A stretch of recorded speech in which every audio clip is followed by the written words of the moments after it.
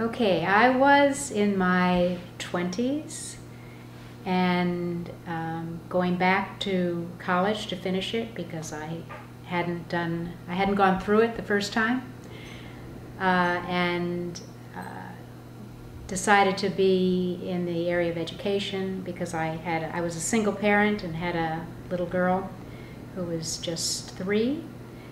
So that would give me summers off, etc. And I discovered during my classwork a course on communication disorders, and became very interested in that, and decided to get my master's degree in speech and language pathology.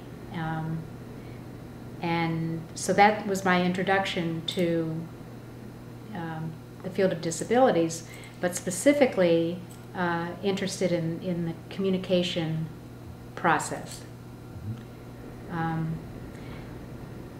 When I graduated with my master's degree, so I wanted to be a clinician. That was my major goal.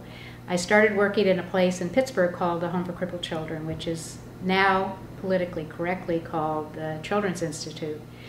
And 70% of my caseload weren't able to produce intelligible speech.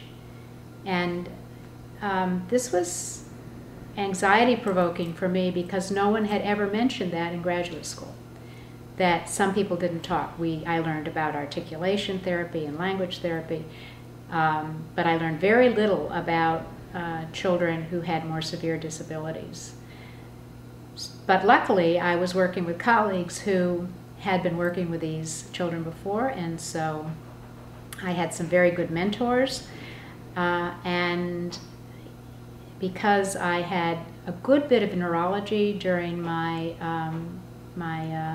master's program, I was pretty aware that the kinds of speech problems that these kids had, which were neurologically based, dysarthria and dyspraxia, were not going to respond to the articulation therapy they were given, and some of them had had artic therapy for 5 years and still couldn't talk. So I thought it was rather abusive to continue to ask these children to do what they clearly were not able to do. And we started teaching sign language and using symbols. This was in the early 70s, 1970s, because I started my graduate work in '69.